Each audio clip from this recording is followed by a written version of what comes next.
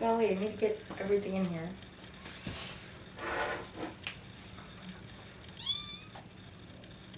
Junk Monk swag. Okay, Are those on? Supposedly. Allegedly. Alright, ready? Here we go. Yes. Howdy ho, you handsome hunk. Grab a snack and gain some chunk. If your day is great or really sunk, we hope to help you shake the funk. So if you're good to hear some junk, buckle up, it's the Junk Monk Podcast. Hello and welcome to the Junk Monk Podcast. I'm your host Kandyce Sloan, who you know from Instagram at Hardens and Hard Hats. And I'm Noah, your co-host, who you know from Right Now. If this is your first time listening, let us fill you in. We are watching and reviewing every episode of the USA hit TV show Monk right here each week. We're going to do so while eating a little bit of junk. So I've got my junk food here, which me and Kandyce are actually sharing today. Last week we told everyone that we had like fancy recipe junk on the way, and we delivered. Needless to say. And are we going to try it during the intro? Yeah, let's try it right now. This is also featuring my vlog and YouTube, so 2 different YouTube channels. But you can subscribe to my YouTube channel with Noah Hernandez on YouTube, and also Junk Monk Podcast on YouTube. So these are Syrian donuts, and the recipe is from Joanna Gaines' Magnolia Table Cookbook, Volume 1. Is it good? Mm-hmm. Scale from 1 to 10? 10.8. 10.8. 8 out of 10. Kandyce has a crazy rating system. It's an 8 out of 10, ladies and gents. Well, I mean, to be fair, they're Syrian donuts, so they're not real, American donuts. Yeah. Okay, my turn. Now, you can dunk or not dunk. I didn't dunk, but it's really sweet if you dunk, so. The question is to dunk or not to dunk. It's a little, okay. No, there you go. Just go for it. I'll just... It's not that sweet. Okay. Here, ready? 3. There's so many cameras on me right now. So, 3, 2, 1.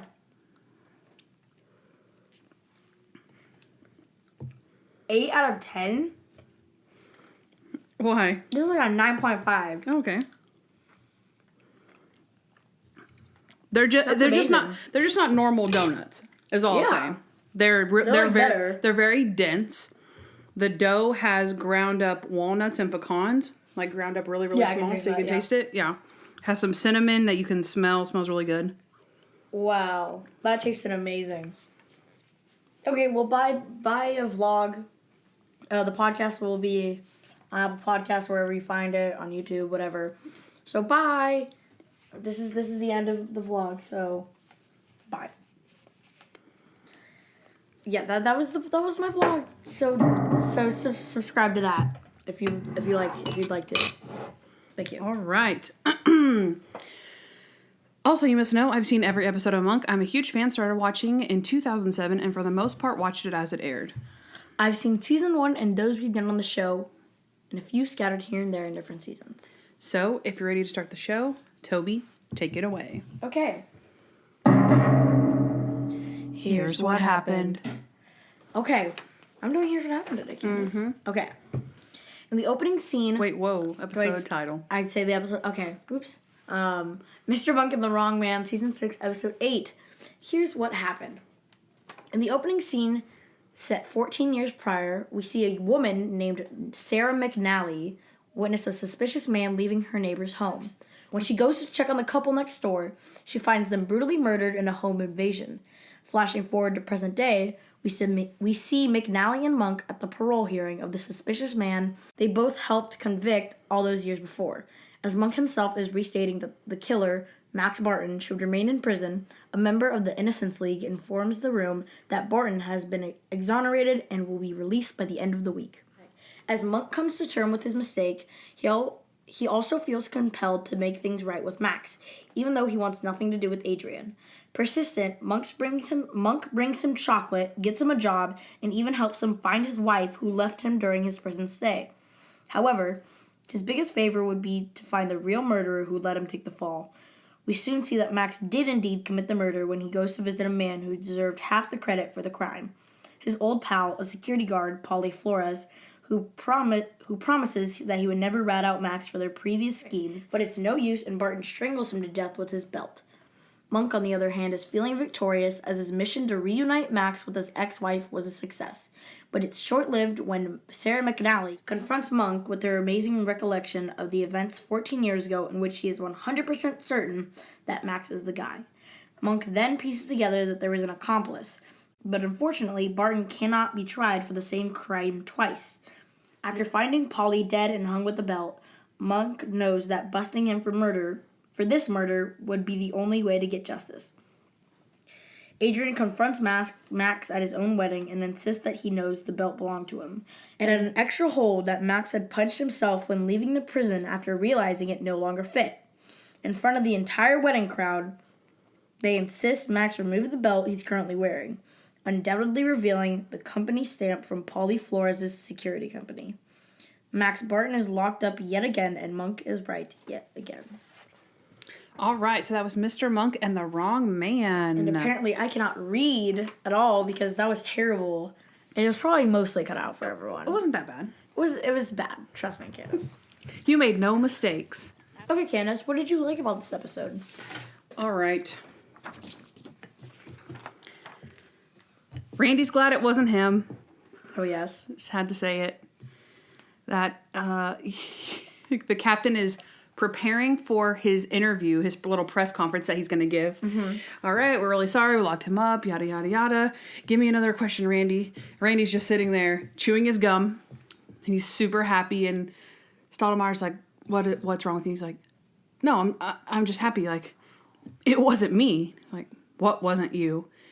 The crime, the mistake. It wasn't me.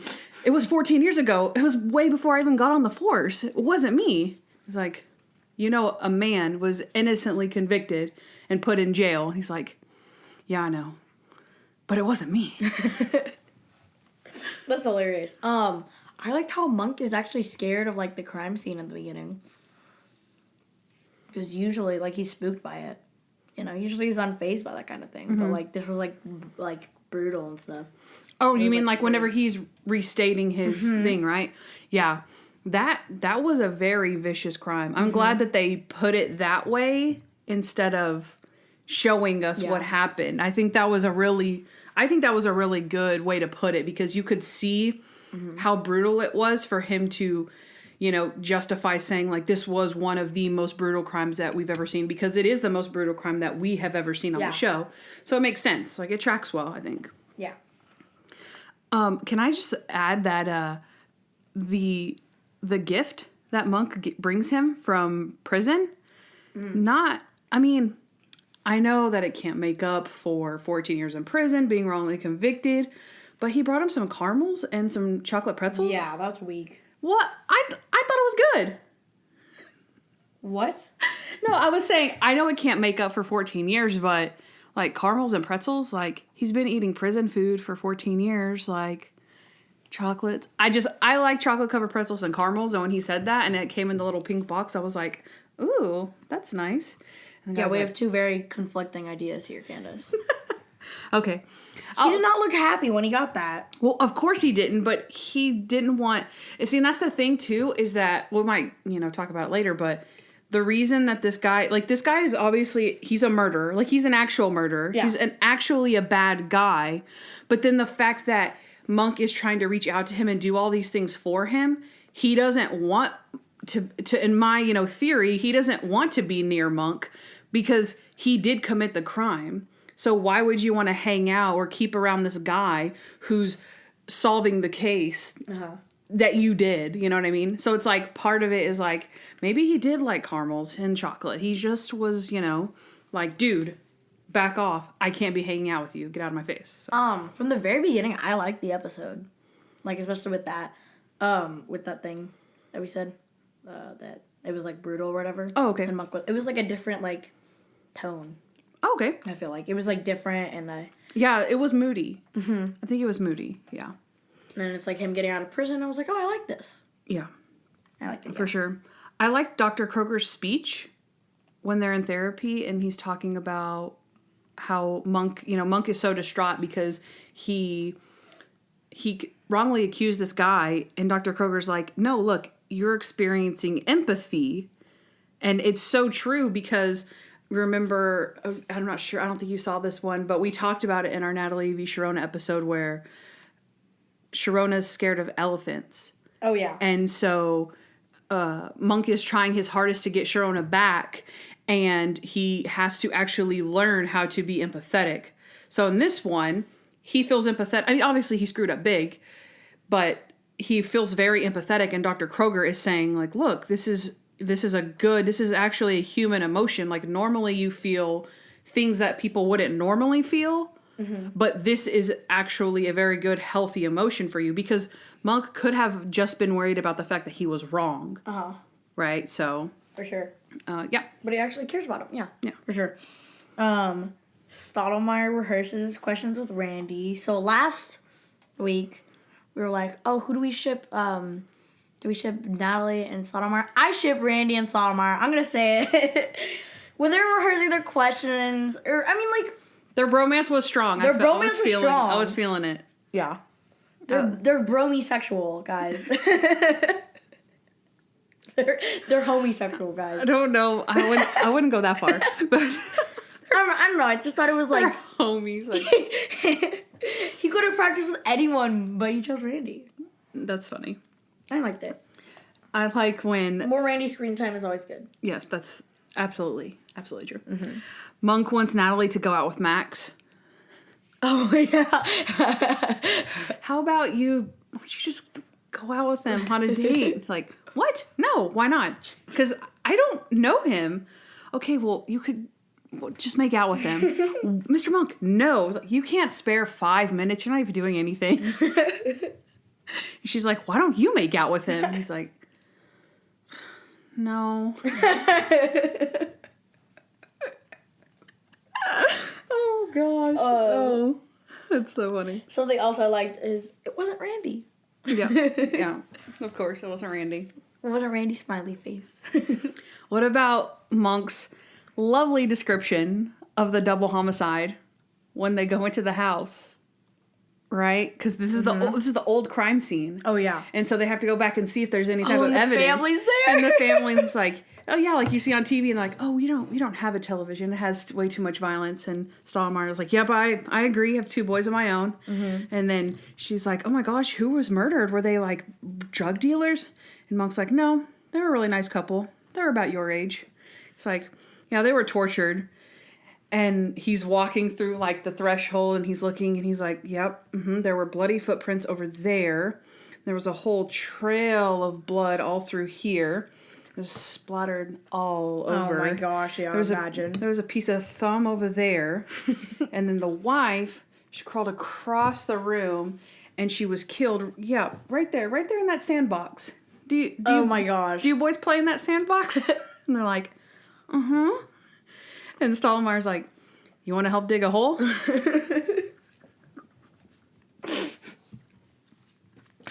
Oh my gosh, that is too much. That was so messed up. Monk's social unawareness of what he's doing, but then Stottlemyre comes in on the back end and is like, want to dig a hole? No, Monk also says, do you guys play in the sandbox? Have you ever seen any like body parts in there?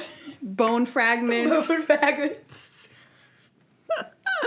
Oh, that's so funny.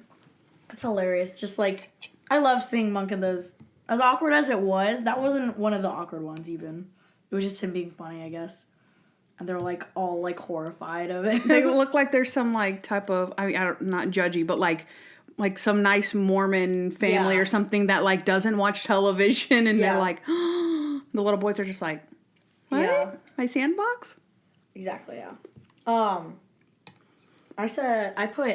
I'd spend 14 years in jail for some chocolate pretzels.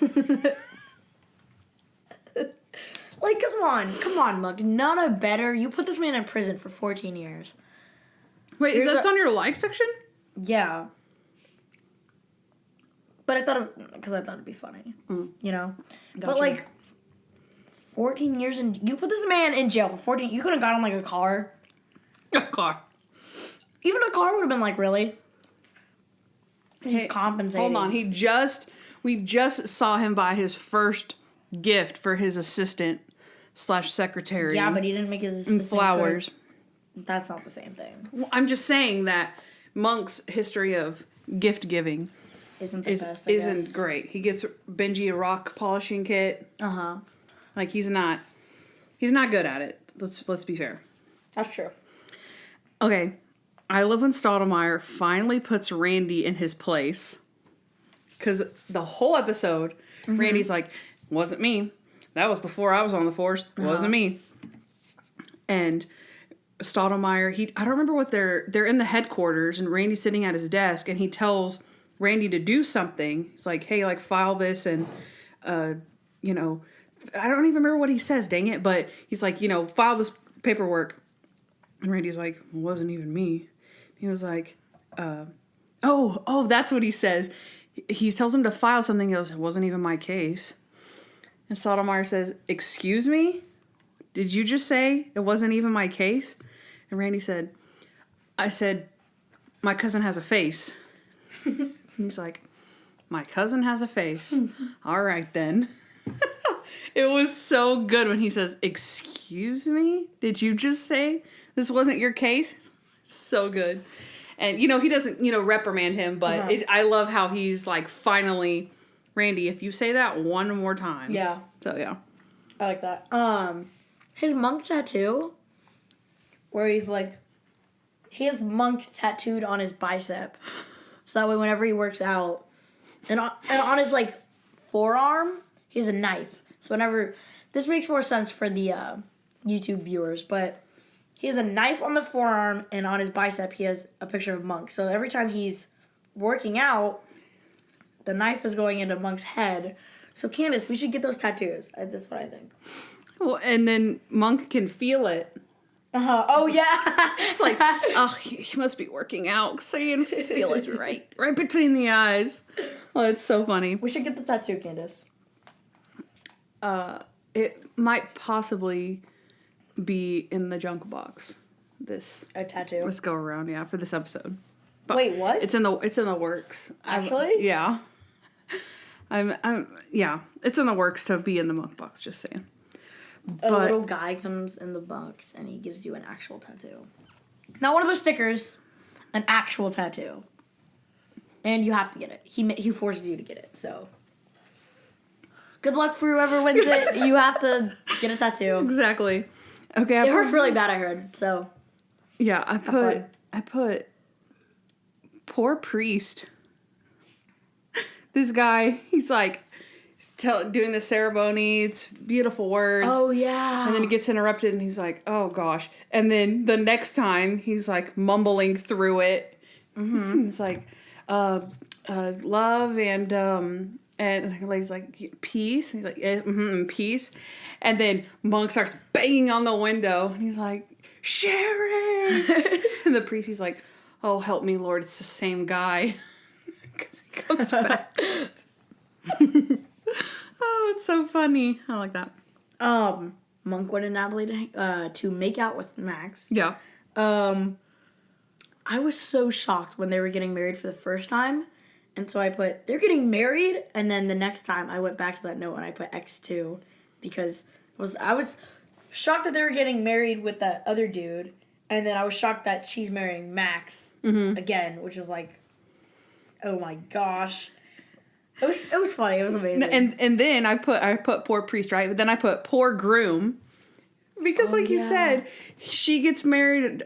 She goes through a third wedding. Because once Max is arrested, he runs in and it's like, "Sherry, I love you." And she's like, "Oh," and he takes her back and she takes it back. I'm like, this poor guy.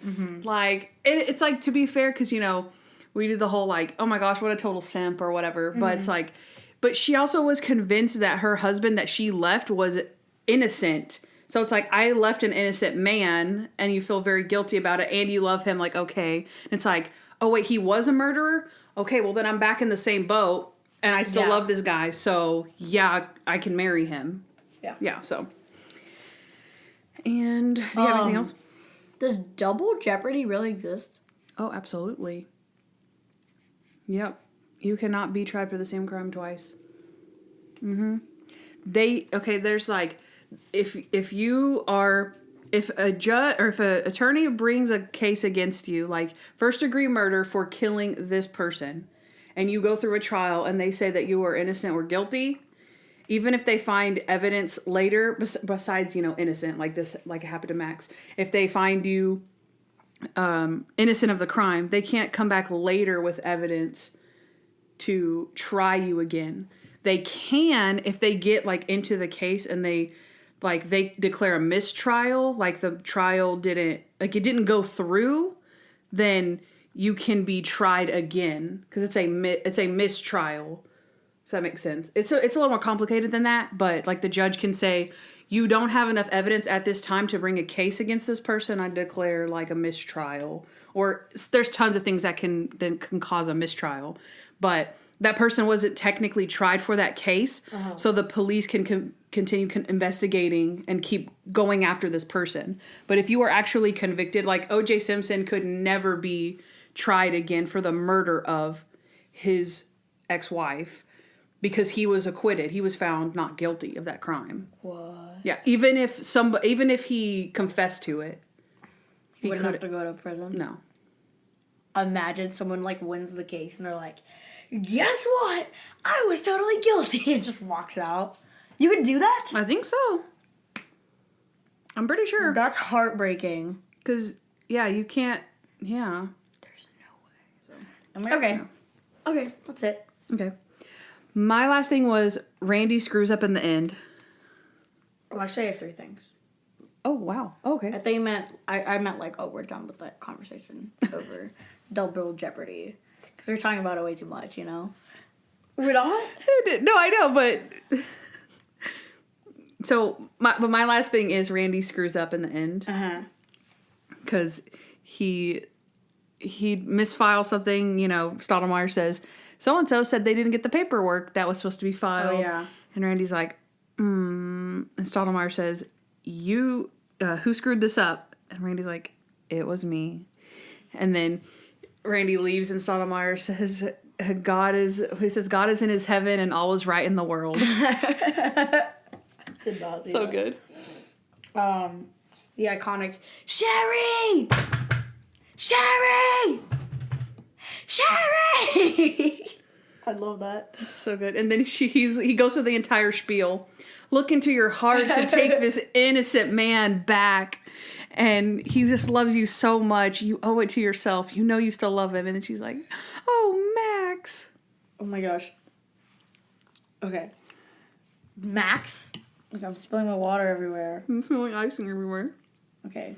This is good. This is fine. It's because I got icing on my leg. And so it's all sticky. And I wanted to get a little bit of water and put in, but it was way too much, so I guess not. Max, get wrecked, dude. Honestly, I knew it was him from the beginning. He just looks. I don't know. I don't want to be judgy, but judgy, but he was well cast. He was well cast. Yeah, that's true. He was well cast. He was very well cast. I enjoyed that. Sherry and Justin are back together. I'm happy for them. Let me just say that. That's it. That's all I had. Kandyce, what did you dislike about this episode? No way, he's like, Sherry! Sherry! Mm-hmm. Oh, God, it's the same guy. He goes ahead. This man is a bad, bad man. Look into your heart. Deep down, he's a murderer. He's a bad man. So messed up. He gives the exact same speech. Just the opposite way. Just the opposite. It's so funny. What did you dislike about this episode, Kandyce? Okay. I didn't, as much as it's nice that Monk is a good guy, he keeps going after this guy, Max. Mm-hmm. Leave it alone, dude. Leave it alone. After he dismisses you twice, then that's all you can do. That's all you can do. If somebody doesn't want, he's trying to help him a lot. Yeah, if somebody doesn't want anything to do with you, then, maybe put it that way and say, okay, I understand you don't want anything to do with me. I just really want you to know how sorry I am. And the last thing that I'll say to you is that I'm sorry.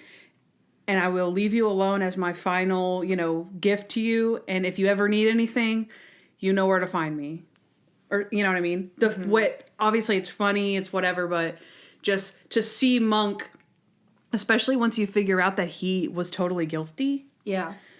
And then you're like, oh gosh, Monk, now you're just, this guy's guilty. Yeah. So, yeah.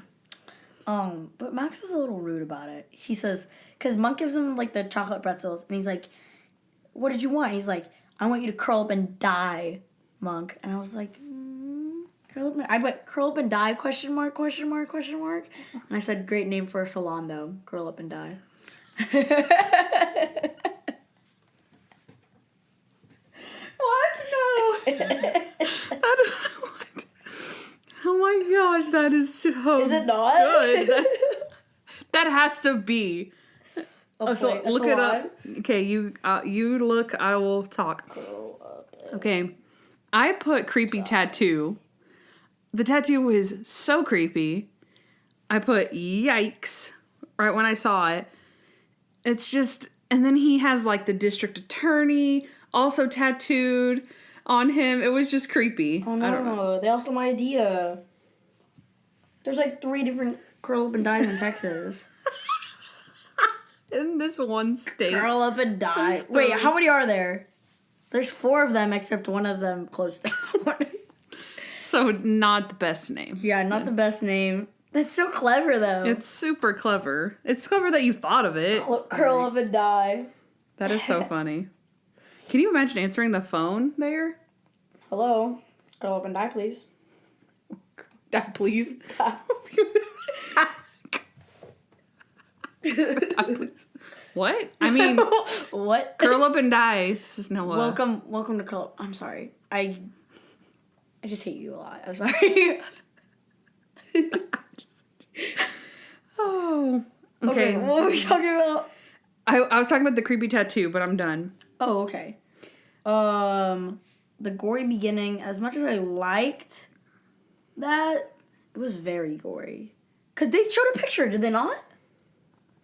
I don't know. A picture? Or they showed it. They showed it. Yeah, they showed the couple tied up. And dead. And dead, yeah. Mm-hmm. I put, okay, as much as I liked it, as funny as it genuinely was, I put shut up already, Randy. Come on. Yeah. Most of Randy's shticks are hilarious to me. Mm-hmm. I think they are very funny. This was the first time that I got annoyed with it. Yeah, I got annoyed quickly. Because it wasn't cute Randy. It was kind of rude Randy. Uh-huh. You know those times, before where I was like, oh, it's so out of character. It's so out of character that he's mean. I'm like, this is one time where he's mean and his shtick, it's not just a one-off phrase. Yeah. He keeps doing it. Like, it's not like he's proud. Like, how could you be... It's like he's proud of himself. He's, like, putting down somebody else by doing it. I don't know. Like, oh, it wasn't me. It wasn't me. It's like, why don't you make a t-shirt that says it wasn't me? Mm-hmm. And then he kind of thinks about it. Yeah, look. I just found it. Yep, that's gory, all right. Oh, my gosh. Jeez, okay. Not even a minute in. 50 seconds in, just watch it. Actually, probably don't watch it. Please. Don't, honestly. It's scarier than Alexander Minion, trust me. Actually, that's hard to talk. Do you have any more dislikes, or are you done? One last one. Okay. I put poor Max. For what? Because I didn't know. Oh, I felt bad for him. At the beginning. Yeah. From the start. Ooh, interesting. Okay, nice. When did you figure out that he... When they showed you? Or you suspected him before they showed you that he killed... I felt bad for him, like, as soon as he got out. But then, like, just the way that he was, like... Mean to Monk? Yeah. Maybe? Like, when he was getting out is when I typed that. Like, literally him going through the... process of, like, getting his belt back and whatever, and I was like, oh, poor Max, but then after that, I was like, wait a minute, when he was, like, super mean to Monk for no reason, because he was nice to the guy who was giving him his belt. Oh, yeah. They were, like, laughing or whatever. Yeah, you're right. And then he got to Monk, and he was, like, super mad at him. I was like, okay, never mind. Which I'm surprised I didn't delete poor Max, but... But it's good. I like the perspective as you're going through it. I like that. I put, Max is so blatantly screwing up his life again. What is wrong with this guy? What? Why? Natalie, out of the kindness of her heart, who had nothing to do with the case, she didn't do nothing. She got you a job at Davenport Toothpaste on the loading dock, and you're just gonna sit there and completely blow it all away? Yeah. Like, what the heck is up with that? You got away with a murder that you committed. Mm-hmm. This is not like, oh, I'm depressed because I've been in jail for 14 years. He's just being rude. Right? Yeah. And then lastly, I just put, Max is just in general, just ick vibes. Mm-hmm. Like when Natalie caught his shirt when he's working out. Yeah. And he throws it to Monk and Monk's like, feel it. And then, like, of course Monk would do that, but then Natalie gets it and she's like, and she does it too. And you're like, exactly. Yeah. Ew. Ick. Ugh. And then I put, Monk is all over him. He's such a simp. Yeah. That's all I had. That's all I have. He's the guy. Okay, I have no one for he's the guy except who he kind of looks like. Who Max looks like. Okay. Max looks like Creed Bratton from The Office. Which I said during the show, and you're like, yeah, he does. I did say that. That is true. It looks like Creed. I think so. So 4 people from The Office. No. Creed, we're waiting for Creed Bratton to get on the show. He better by season 8. Because he looks like the guy, and he's creepy. And we have 3 Office people. Yeah. Trying to get that quattro. Yeah. Okay. So I have no he's the guy either. Yeah. Yes. So what I did though is, don't hit your giddy up yet. So what I did was I was watching, okay, so I love game shows. Okay. So I thought that I would take a little second to just recommend, on our He's the Guy, we talk about like, shows that we watch or whatever. I would recommend watching that. ABC has a great lineup of like summer game shows that they do. I watch them on Hulu. And so, you can watch like game shows that the older ones. Mm-hmm. But so they have Who Wants to Be a Millionaire? They have $100,000 Pyramid that's hosted by Michael Strahan. Millionaires hosted by Jimmy Kimmel. Family Feud, Steve Harvey. And then To Tell the Truth is Anthony Anderson. Right? Mm-hmm. So they have a really fun lineup. It's really fun. I highly recommend it. Whenever you come over, we watch those. Yes. And it's always really fun. But I was watching some because I was doing some housework and I like to just put them on in the background. And I was watching Family Feud and I saw the, 2 families going against each other. And one of them was Kevin Nealon, Kevin Nealon is the guy from Mr. Monk Goes to the Asylum. And, he's the guy who mirrors everyone's personality. And he takes them around and he's showing them around and everything, right? So that's Kevin Nealon. And then he was going against Drew Carey and his family, which is who we talked about like a week or 2 ago, about the Drew Carey show, how Diedrich Bader, who was the naked man. I was like, Diedrich Bader, he's on Drew Carey. And then like the next day after we recorded that, I saw Drew Carey on Family Feud playing Kevin Nealon from Monk, and I was like, oh my gosh, this is too much. So I started writing it down, and then I watched a few episodes of Family Feud, and then I put on To Tell the Truth, which is my favorite of all of these. Isn't that show fun? Yeah, I love it. If you haven't watched To Tell the Truth, and it's like, because those other ones are pretty popular, but To Tell the Truth is really good, and they basically, there's a bunch of celebrities which don't really care, they don't really win anything. But the fun part is trying to guess which of these people, which of these like normal people is telling the truth. So they'll have some crazy thing like, I played the hand on the Addams Family. Mm-hmm. And you're like, what the heck? And so all of them, they ask questions and go through and you have to choose which one you think is telling the truth. So I was watching that and Gary Cole was on that, who is Mr. Monk and the Playboy. Oh my God. He's the Playboy, right? So Gary Cole. And then, remember, whenever we were watching an episode, we saw Jason Alexander on there. Oh, yeah, we did see him. Yeah. And so I was like, we've seen somebody from Monk on here before. Who was it? I was like, oh, yeah, Jason Alexander. So I wrote that down. So, yeah, I highly recommend those TV shows. They're really fun. They're amazing. And, if you see anyone from Monk on there, let us know. And because I'll watch the episode. If I have seen it or haven't seen it, I will mention it. So Yeah. that is. Oh wait, one more thing. Random thing. It's not exciting. I just read it. Also, you remember last week how we talked about how he says Dr. Levine and he wrote, and Ted Levine is on the show. I was like, that's so weird. Why do they do that? Also, this guy's name is Max Barton, and we already have a bad guy named Max Hudson. Why do they make the same characters? You know what I mean? Like, it just seems weird. Like, if I was a writer and I was writing a series, I would never have, maybe you would repeat the same name, but like my villains, having the same name, that's just kind of strange. So I don't know what happens. They like forget about that or what? I don't know. That's just something I jotted down, so. Yeah, makes sense. But I'm done with He's the Guy. Okay. Junk time. Welcome back to Junk Time, my favorite time and yours on the show, where me and Kandyce dig in and Kandyce asks me questions. So, like personal questions. Not personal questions, but like, I guess personal. We need like a scripted part for it, or I need a scripted part for this. I always change it, and it needs to not do that. I think everyone enjoys hearing you trying to figure it out. I don't know. I feel like everyone's like, oh my gosh, this kid.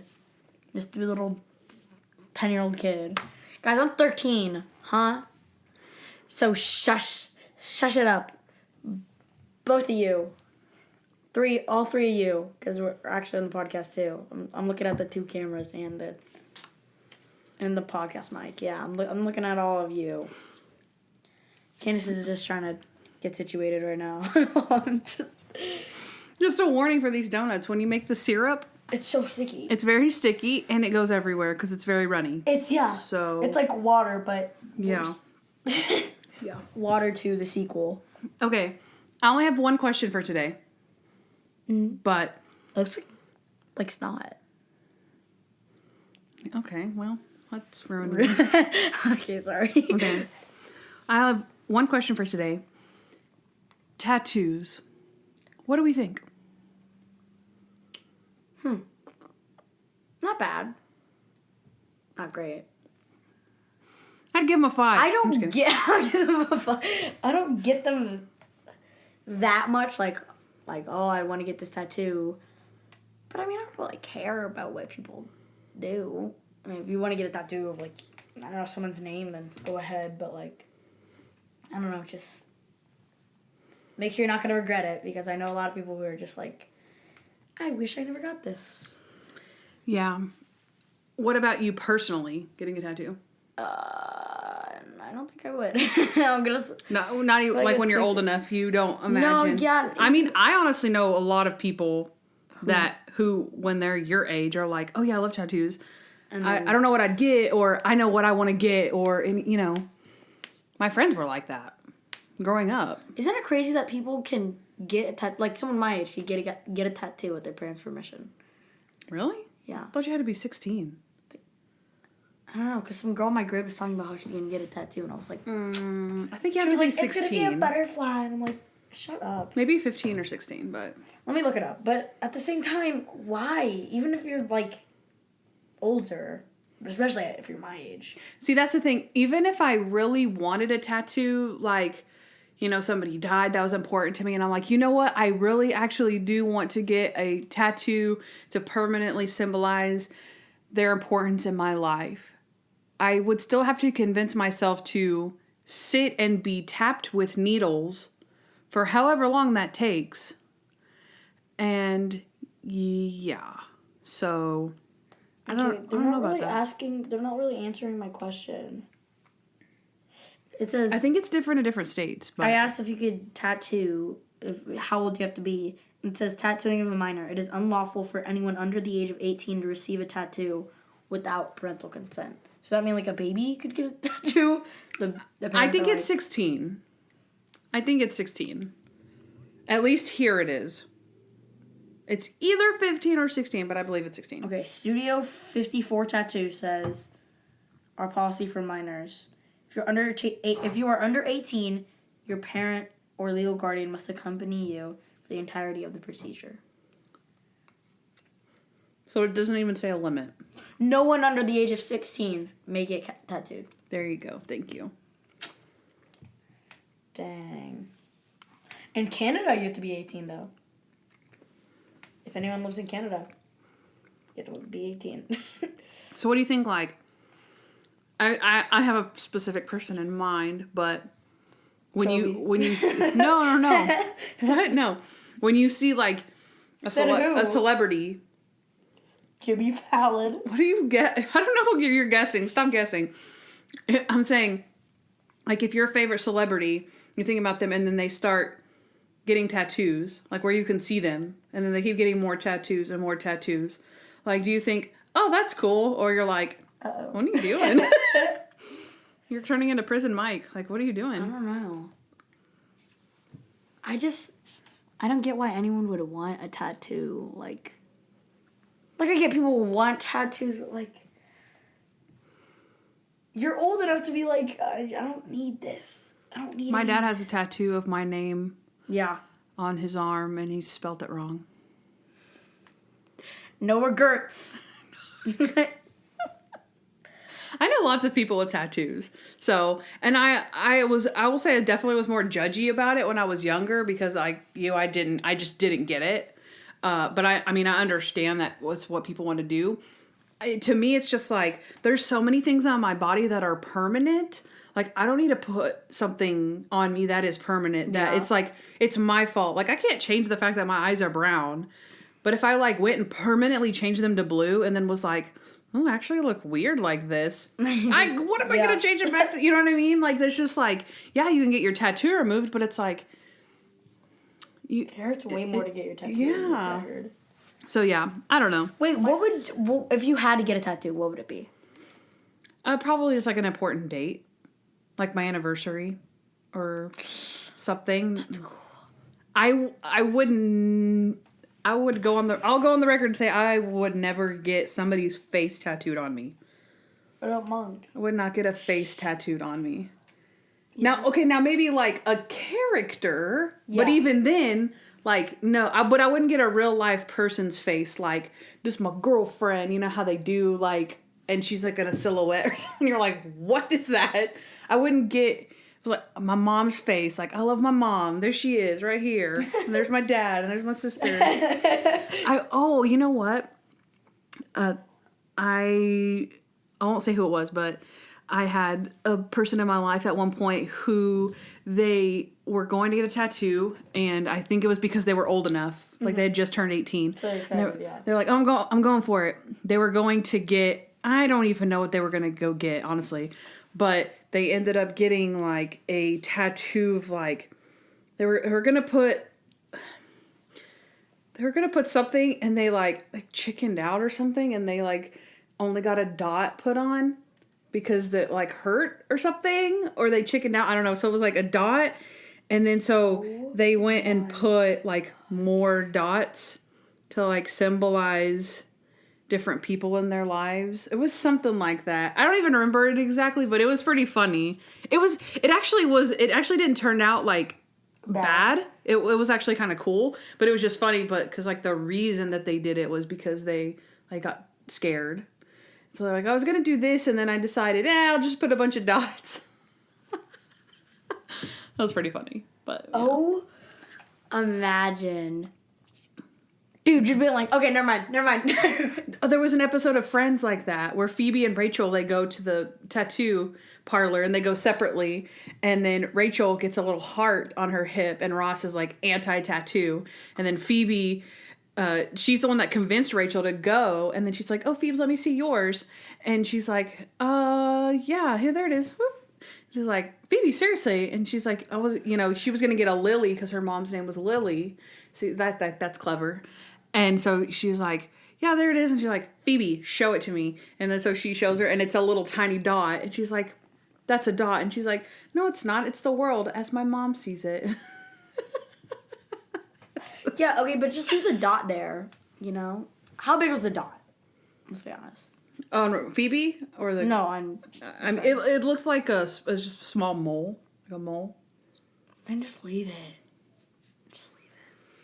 Well, they got different ones and different colors. Oh. It was, yeah, it wasn't like brown. Yeah, they were different colors. I mean, just leave it there, like. Yeah. I don't know. Like, what? Someone's gonna be like, is that a dot? No one's gonna see it. Unless you're like, have different colored dots going down your arm. But yeah. I mean, I guess if you came there to get a tattoo, I'd be like, okay, I'm getting one, I guess. I don't understand the appeal, but I don't care if someone would make me do it. Yeah. I'm like, And my best friend has a tattoo. I think her and her mom have matching tattoos. Who? Maybe. Whose friend? My best friend. She has like an anchor, I think, on her ankle. Anchor on her ankle. I think. I don't know what it's. Whoa. I don't remember what it's for though. It might just because she likes anchors. I'm not sure. She just like anchors. That sounds really stupid. That does sound that I'm stupid. saying it. I mean, no offense to her if that is the reason, but that made it sound dumb. She's like listening. Or she just likes anchors. But I mean, you could just like anchors. It doesn't matter. We could get one that says "Subscribe to Junkmonkpodcast" on our back. Gigantic. Guys, instead of t-shirts, what we're actually going to do is we're going to send you tattoos. We have this that says "Subscribe to Junkmonkpodcast." That way when you're working out. Subscribe. Like, what's it called? What's his name? The spinach guy? Popeye. And then you subscribe to Junkmonkpodcast. Spinach guy. It's like, it is spinach. Yeah, it is spinach, but yeah. Okay. Okay. Next for junk time is another viewer's voice. What? So, this viewer's voice is from Tahar, who brought an interesting perspective, I thought. So I thought that I would choose this one for the viewer's voice today. He says, "We saw a different monk. Usually he is less concerned and considerate about other people. This time he acted more selflessly." I thought that was true. That's true. Usually we see him treating others, not being socially aware. He doesn't treat his assistants the best. If something messes with him and his flow of how things go, we see him being selfish quite a bit. So I thought that was a really good perspective on that. Yeah. And I didn't even think about it. I mean, I did put in my likes, that he showed empathy, but I didn't think of it as how he put it, how they usually show him pretty selfish. Yeah. And then this time he was actually very concerned about another person and taking care of them. So more so than just like, oh, he's being empathetic. Mm-hmm. That the writers actually chose to go in that direction and show him that way. So makes sense, yeah. And speaking of, this episode had a bonus feature, right? So it had a little video commentary. So they talked to writer Sal Savo, who wrote the episode, and he explained the order of how they wrote it. So first, the original idea was that someone that Monk had put away would be released on DNA evidence. So that was the original idea. Then they decided, well, Monk can't be wrong because that's just wrong. So then they came up with the idea of him having an accomplice. And then the part that I found interesting that relates to the viewer's voice is that he explained how they could have made Monk angry about this and more focused on the case itself. Yeah. But they decided that it would be true to Monk's character to feel bad for Max because he really is a nice guy. Mm-hmm. So I thought that was interesting that our viewer's voice and the writer's voice were kind of on the same page. Yeah. So I thought that was interesting. So that did make sense. Very cool. Very cool. Thank you for your viewer's voice. We appreciate it. Gratefully. We appreciate it a lot. Yeah. And now on to our next segment. Plot holes. Okay, welcome back to Plot Holes, where this is Candace's favorite. Okay. We're trying to rush through things, so here we go. Okay, my first plot hole would be he wouldn't be released like more immediately after he is exonerated. They're like, he'll be released by the end of the week. I'm like, I mean, is it Monday or is it like Thursday when they're having this conversation? Yeah. Because if it was me, I'd be like, you mean like tomorrow I'll be released? Like not, you know what I mean? Mm-hmm. Like wait, you decided that I'm innocent, but you're going to wait like 5 days to let me out? Yeah. Nah. This is a really good one. I'm actually very proud of this one. Okay. The lady who has photographic memory didn't mention that on the trial. Monk is like, oh, you have photographic memory? Like, yeah, you should know that. You should know that. Why didn't she mention that at all? Yep. Because it was like a shock, like, oh, wait, then you're not wrong. Like, no dip, she isn't wrong. You should have asked her that. She should have told you that. Right? Yep. And she would have also said on the stand that Max had his hands in his pockets. Mm-hmm. And the clue that Monk put together was that, well, if he had his hands in his pockets, then who had the blowtorch they used to open the safe? That means he had an accomplice. Yeah. And you're telling me that Sarah McNally wouldn't have said on the stand with her photographic memory... That didn't come across anyone's mind? One of those two things would. The fact that she has a photographic memory or that he had his hands in his pockets. Mm-hmm. At least one of those things would have come up in that trial. Yeah. Yep. That's a good one. I like the writing for this episode, but that's just lazy. And we had some viewers' voice submissions that mentioned that. Really? Mm-hmm. That how would they have not put together that it was an accomplice is what they said. Uh-huh. Yeah, that makes sense. Right? That literally makes sense. Yeah. Do you have more? I do. Okay, I have one more, so you can go. But as great as it was to see that Monk did care about the guy so much and cared about his mistake, I actually think that it was more out of character that he didn't care about the case.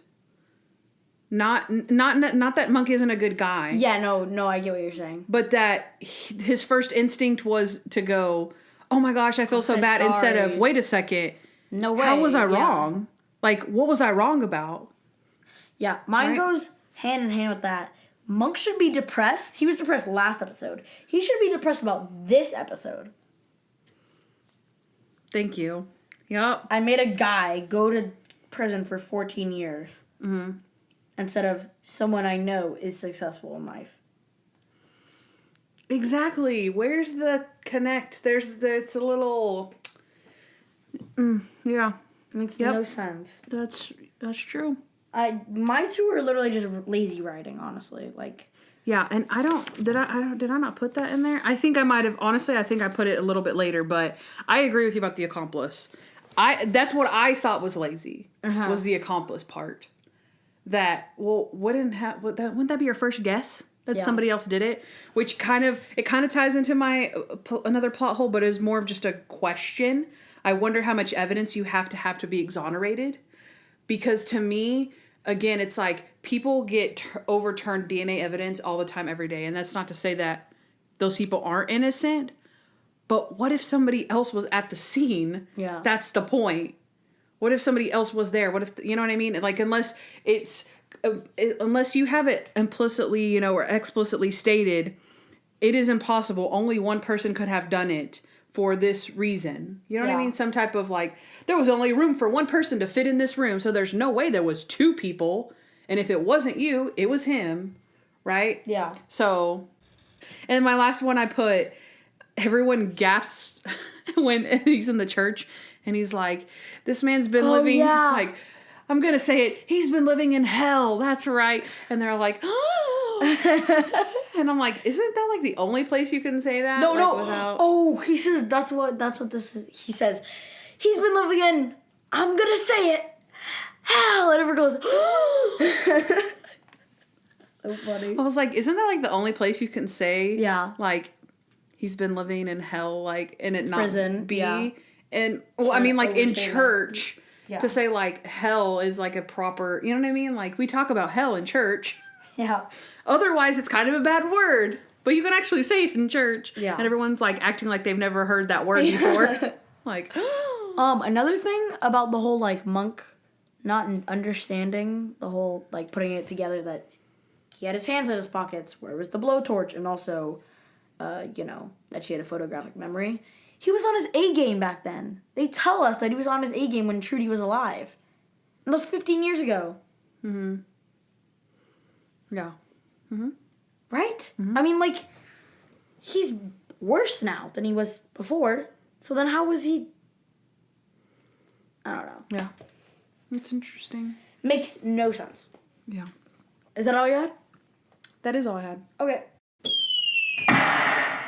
How crazy was Monk this episode? Plus crazy moments. Okay, I only have one crazy moment. So you can just go through as fast as possible, Kandyce. Okay. All right, I have... Oh, wait, out of 10 what? I'm going to put out of 10 it wasn't me t-shirts. That's good. Okay, out of 10 stabbing monk tattoos. Yeah. That one's good, actually. Yeah. Okay, you just rapid fire, lightning round, Kandyce. Okay, here we go. He wants Dr. K to go to the prison to give him the note. Mm-hmm.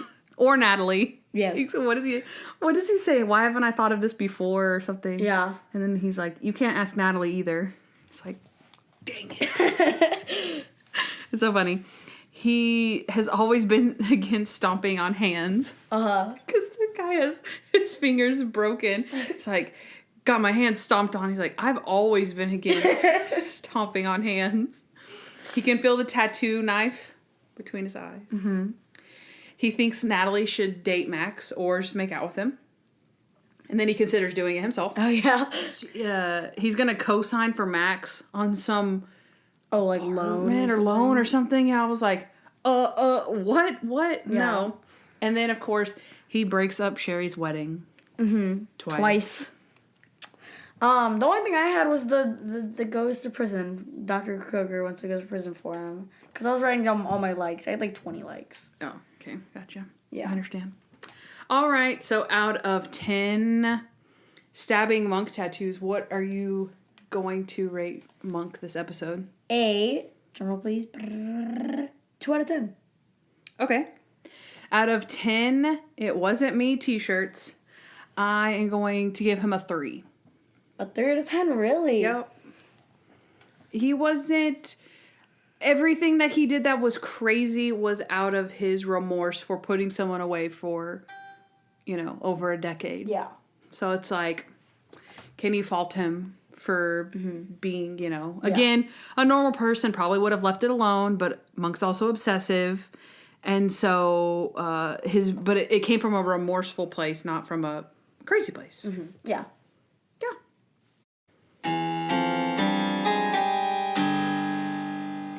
Rate this episode. Okay, Kandyce, what would you rate this episode and why? Okay. For sure, not a favorite of mine. Yeah. Monk being wrong is no fun.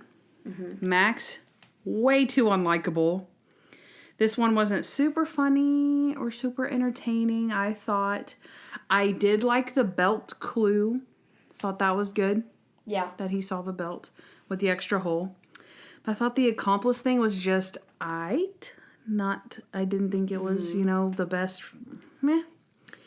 I feel like the only redeeming qualities are Monk's selflessness and then, of course, that his perfect streak stayed intact. Yes. So I'm giving this one a 10.55.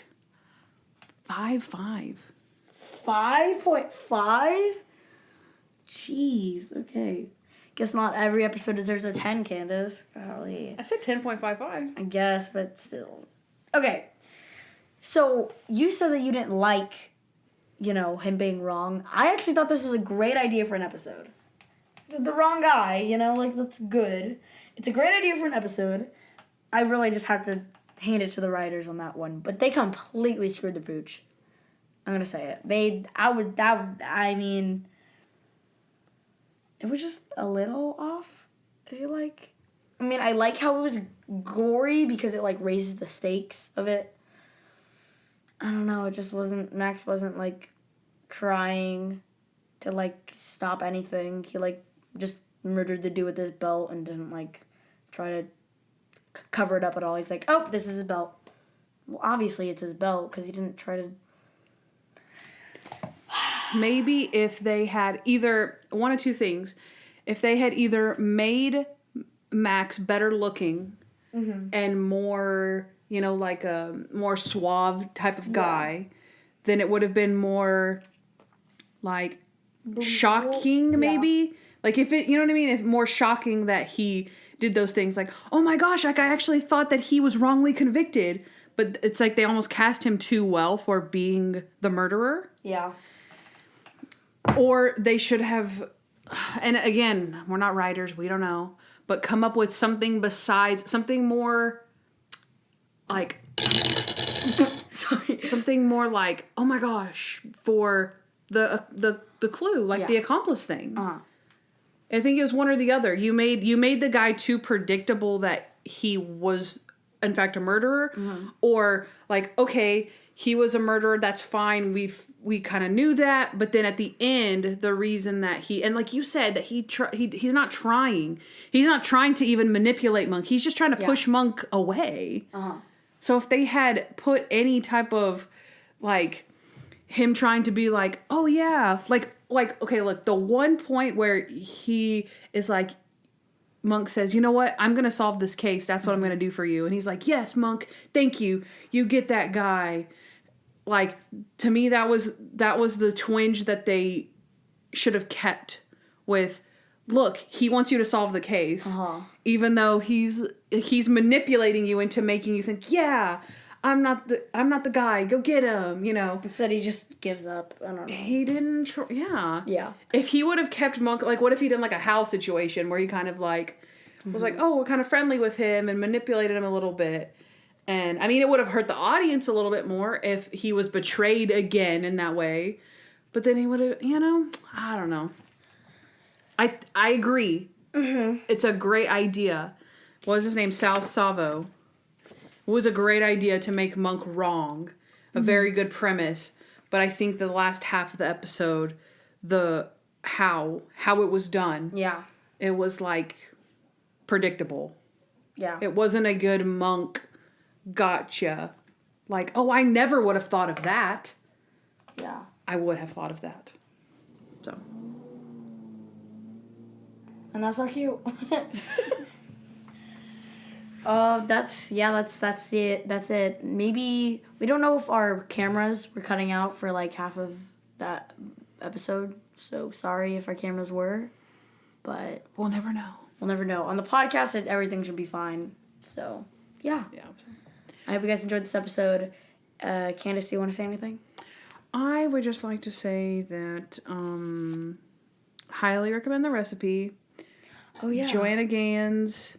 She has 2 cookbooks out, but I've only made stuff out of the first one. But everything is absolutely they're exquisite in that book.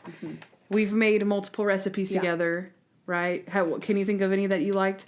Fateh. Oh, we made some fateh. That's a Lebanese dish. We made some chicken fettuccine Alfredo. Ooh, the what is it called? That like the meat. The drip jam. No, the meat. Oh, the drip jam. We made burgers with like jalapeno drip jam. And then there was also bacon drip jam. The what's it called one? Oh, there was also the biscuits and gravy and We haven't made that one yet, but we did go to the restaurant and tried it. We went to Magnolia, which is, you know, the restaurant based off the cookbook. Yeah. The live action off the book, if you will. But it was amazing. And The BLTs? the BLTs. BLTs, oh my gosh. I can't even. We've probably spent like 12 hours. More than 12 hours. Cooking? Oh, yeah. We've spent tons. What we've made, like a sour cream cake. We've made queso. We've made enchiladas. What about it was like... We made bow tie pasta. Like an Asian dish with... bulgogi. Bulgogi. Oh, bulgogi. That stuff was amazing. Oh my gosh. Because we let it like sit in like a bag or something for like a long time. Yeah, it marinated for a long time, yeah. And it was like perfect. We also made the pork tenderloin, the raspberry chipotle, but what we made the last time, the beef tenderloin. Tenderloin. We ate like kings. Remember we ate like kings? Like kings. Every made time a it's so nice. little rice pilaf. And then we made this huge beef tendy. It was amazing. Yeah, recommend the cookbook. Yeah. On the screen now if you're on YouTube. The Magnolia Table Cookbook by Joanna Gaines. Also subscribe to our show. Also subscribe. And Noah's podcast too. And Noah's podcast too. I mean podcast. My podcast, yeah. YouTube Subscribe to my podcast. Subscribe to my podcast, which is this one, because this is my podcast and my podcast only. And subscribe to my YouTube channel, which is Noah Hernandez on YouTube. Submit your viewer's voice and your fan art. Please, we need fan art. To Junk Monk Podcast. Actually, we don't need fan art. We need more fan art. Lindsay. Just kidding. No. We're so ungrateful. We love our pop. What is it called? Popcos? They're called Funkos. Funko Pops. I was like, Popcos? Funko Pops. I knew that. Hush. Stupid. There's like 20 right there. I know. Those are all my Funko Pops. We should have brought them in the frame. All right, guys. That's it. That's our Magnolia plug there. Yeah. Thank you, Toby, for helping us today by the camera. He's aight. He actually did pretty good today, I will say. Yeah. I hope you guys enjoyed. Gush night. It's almost a gush night for us. It's 7:28. We will have a gush night if you have a gush night. So goodbye. Hey guys, thanks for listening to the Junk Monk Podcast. We'd love to hear from you, so please give us a 5-star review wherever you listen to podcasts. Also, follow us at Junk Monk Podcast on Instagram, Facebook, Twitter, and YouTube. If you want to know more about Kandyce, she's at Hardens and Hardhats on Instagram. And if you want to know more about me, Noah L., subscribe to my vlog, Noah Hernandez, on YouTube. Also, you can leave us a voicemail at 323-366-0477 with your questions, comments, or just to show us some love. Don't forget to catch up on Monk with Amazon Prime Video, and of course, subscribe to our show. You'll thank me later.